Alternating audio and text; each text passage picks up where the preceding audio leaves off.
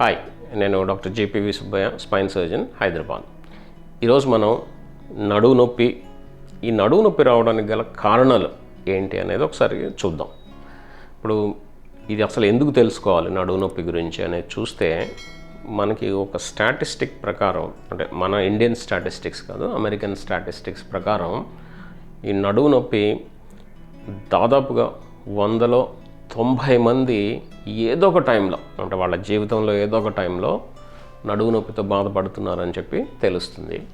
దాదాపుగా 40 నుంచి 45% మంది ప్రజలు మెడ నొప్పితో ఏదో ఒక టైంలో మెడ నొప్పి వచ్చి దాన్ని సఫర్ అవుతున్నారని చెప్పి తెలుస్తుంది అనమాట. అంటే ఏంటంటే దాదాపుగా ప్రతి ఒక్కళ్ళలో ఏదో ఒకటి నడుము నొప్పి కానీ మెడ నొప్పి కానీ వాళ్ళ జీవిత కాలంలో వచ్చే అవకాశాలు డెఫినెట్గా ఉన్నాయి.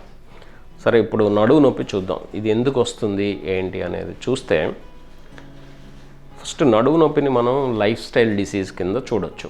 అంటే లైఫ్ స్టైల్ డిసీజ్ అంటే మీరు ఇవి తెలుసు, ఈ షుగర్ కానీ, ఈ బీపీ కానీ, ఒబేసిటీ అంటే ఊబకాయం కానీ, ఈ కొలెస్ట్రాల్ లెవెల్స్ ఎక్కువ ఉండడం,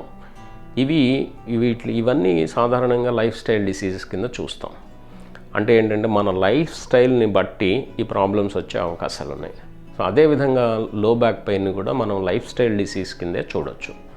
అంటే ఏంటి చూడండి, ఎందుకు వస్తుంది అనేది చూస్తే first reason sedentary life style అంటాం. సెడెంటరీ లైఫ్ స్టైల్ అంటే ఇప్పుడు ఎక్సర్సైజెస్ లేకుండా మనం ఆఫీస్కి రావడం, పని చేసుకోవడం, ఇంటికి వెళ్ళడం, టీవీ చూడడం, తినడం, పడుకోవడం, మళ్ళీ పొద్దున్నే లేచి మళ్ళీ ఆఫీస్కి పరిగెత్తడం. సో మన రెగ్యులర్ దైనందిక జీవితంలో మనకి ఎక్సర్సైజెస్ అనేవి లేకుండా పోతున్నాయి. దాదాపు మనం ఏమీ చేయట్లేదు. దీన్నే మనం సెడెంటరీ లైఫ్ స్టైల్ అంటాం.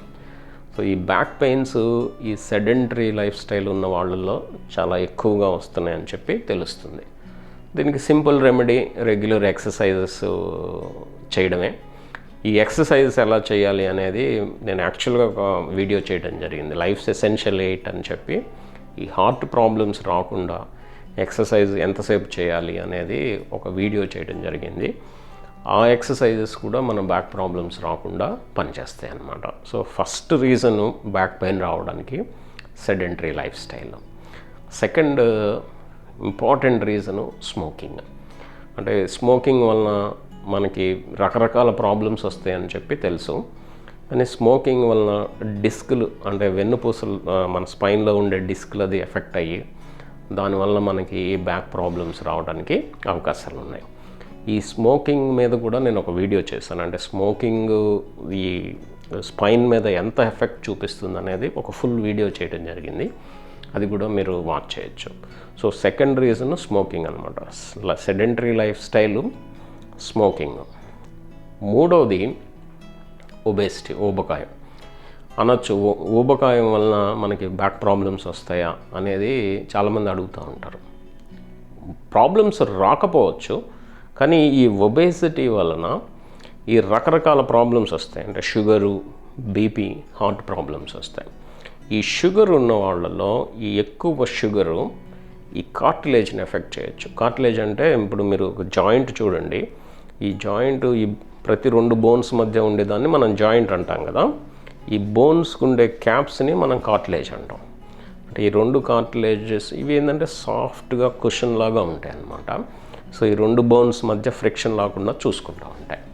సో ఈ షుగర్ అనేది ఈ కార్టిలేజ్ ఇంటిగ్రిటీని దెబ్బతీస్తుంది. అంటే ఇంటిగ్రిటీ అంటే ఆ కార్టిలేజ్ స్ట్రక్చర్ ఒక్కోసారి డ్యామేజ్ అవ్వడానికి అవకాశాలు ఉంటాయి. సో డిస్క్ కూడా ఒక టైప్ ఆఫ్ కార్టిలేజ్. సో మనం డిస్క్ గురించి మాట్లాడాం కదా. సో ఊబకాయం వలన ఇతరత్ర ప్రాబ్లమ్స్ వచ్చి ఈ డిస్క్ ఇంటిగ్రిటీ కూడా దెబ్బతినడానికి అవకాశం ఉంది. సో దీనివల్ల మనకి నడుము నొప్పి వచ్చే అవకాశం, నడుము నొప్పి కానీ మెడ నొప్పులు కానీ వచ్చే ఛాన్సెస్ ఉన్నాయి. So sedentary life style, smoking, obesity.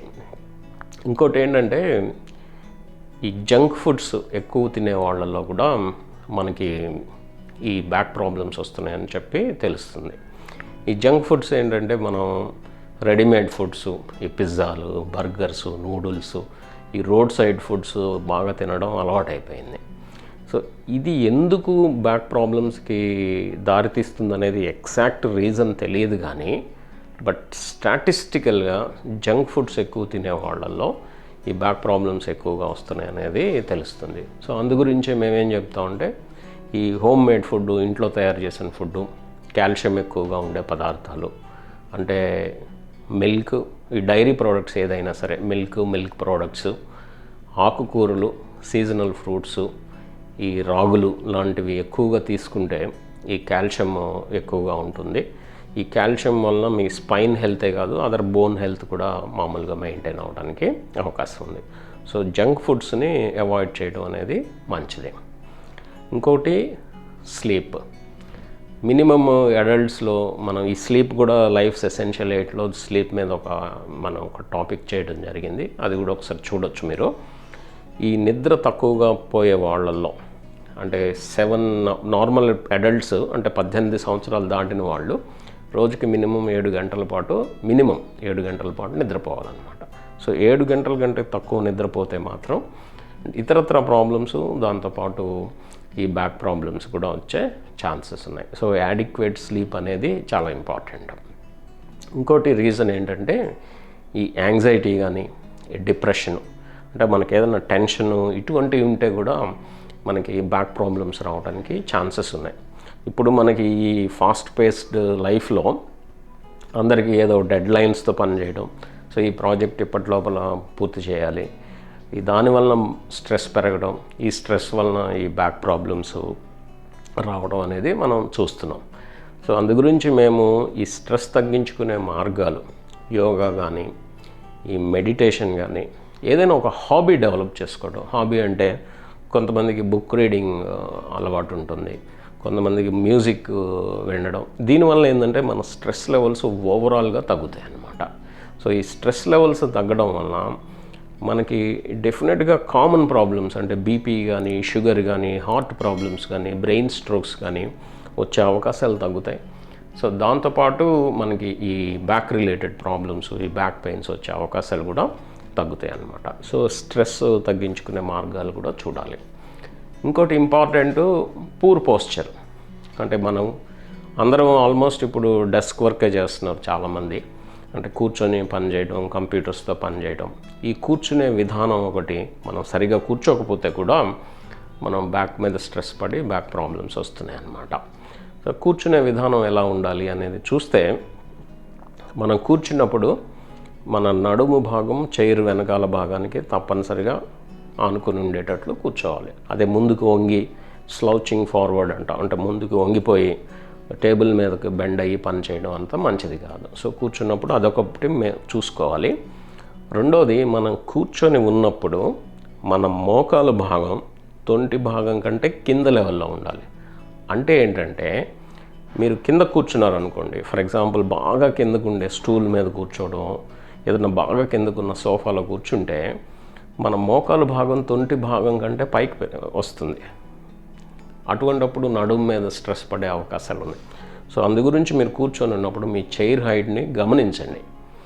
మన మోకాలు భాగం తప్పనిసరిగా తొంటితో పోలిస్తే లోవర్ లెవెల్లో ఉండాలి. సో ఇది రెండో పాయింట్. మూడోది ఏంటంటే పాదం పూర్తిగా నేల మీద పెట్టుకోవడం కానీ, లేదా ఏదైనా ఫుట్ రెస్ట్ ఉంటే ఫుట్ రెస్ట్ పెట్టుకుంటే మంచిది. ఇది ప్రాపర్ సిట్టింగ్ పోస్చర్. రెండోది ఈ పోస్చర్లో కూడా కంటిన్యూస్గా ఒకేసారి మెయింటైన్ చేయొద్దని చెప్తాము. ఎందుకంటే ఐడియల్లీ ఏంటంటే ఎవ్రీ హాఫ్ అన్ అవర్ 45 మినిట్స్కి ఒకసారి లేచి బ్రేక్ తీసుకొని 1-2 నిమిషాలు మాత్రమే అటు ఇటు తిరిగి సింపుల్ స్ట్రెచెస్ చేసి మళ్ళీ వచ్చి కూర్చొని వర్క్ చేసుకోవచ్చు. సో ప్రాపర్ పోస్చర్ మెయింటైన్ చేయడం అది ఇంపార్టెంట్. రెండోది ఫ్రీక్వెంట్ బ్రేక్స్ తీసుకోవడం అనేది కూడా చాలా చాలా ఇంపార్టెంట్. సో ఇవి కామన్ రీజన్స్ అన్నమాట. అంటే లోపల నడుములో ప్రాబ్లమ్స్ రకరకాలుగా ఉంటాయి, దానివల్ల నడుము నొప్పి వస్తాయి. కానీ ఈ జాగ్రత్తలు తీసుకుంటే మనం చెప్పాము, సెడెంటరీ లైఫ్ స్టైల్ ఒకటి, స్మోకింగ్ ఒకటి, ఈ ఒబేసిటీ ఒకటి, స్ట్రెస్ ఒకటి, జంక్ ఫుడ్ ఒకటి, పూర్ పోస్చర్, ఇవన్నీ మనం మెయింటైన్ చేయగలిగితే ఇవి లేకుండా మనకి general problems, sugar, BP, heart problems, cancer లాంటి ప్రాబ్లమ్స్ రాకుండా ఉంటాయి. దాంతోపాటు మనకి బ్యాక్ ప్రాబ్లమ్స్ కూడా రాకుండా ఉంటాయండి.